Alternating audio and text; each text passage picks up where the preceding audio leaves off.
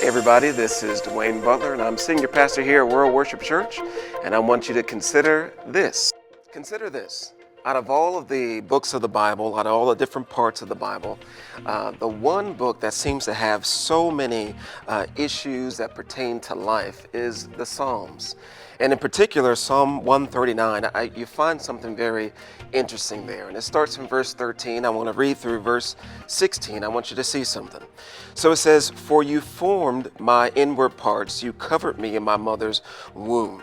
Verse 14 says, "I will praise you, for I am fearfully and wonderfully made. Marvelous are your works, and that my soul knows very well. My frame was not hidden from you when I was made in secret and skillfully wrought in the lowest parts of the earth.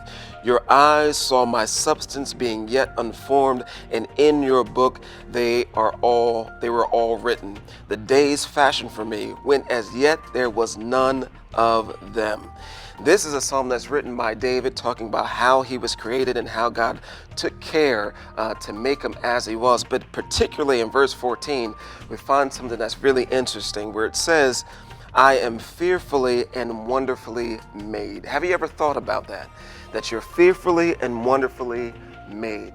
Think about it like this. God made you with reverence. He made you with respect. He made you carefully and thoughtfully. Then he made you wonderfully. Wonderfully. In other words, you are a walking miracle. If you think about all of the systems that come together to make you do what it is that you do, the nervous system, the muscular system, the skeletal system, we can make this science class for a moment, but even the cardiovascular system, all those things that make you a living, breathing human being, those things coming together, you are a walking miracle, right?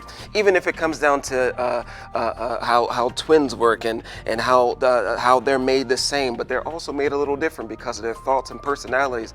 What I want you to understand is that you are a walking miracle, and on top of that, you are custom made.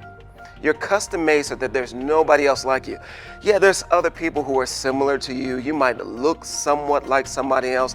Even if you think about twins again, yes, they can look very much the same. However, they know the differences between them. They know the differences between how they think, the way that they react to things. What I'm saying is that you are custom made. And there's something that is interesting about being custom made. Number one, you are expensive if you're custom made. Think about anything that's custom made. It's expensive.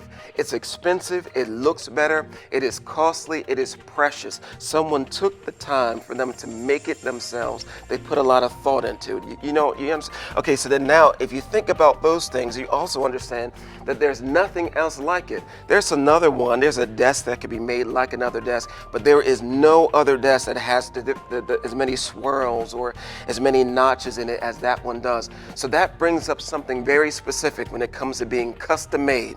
And you think about your life, and sometimes we look in the mirror and we see this blemish or we see this situation, and we begin to kind of get down on ourselves. What I want you to understand is this: the blemishes that you have in your life, what they are this: they are proof. They are proof. They're not negative. They are proof that you are custom made, that God took time to make you. I think about this kind of situation now. I want you to kind of come in close. I want to tell you a secret here.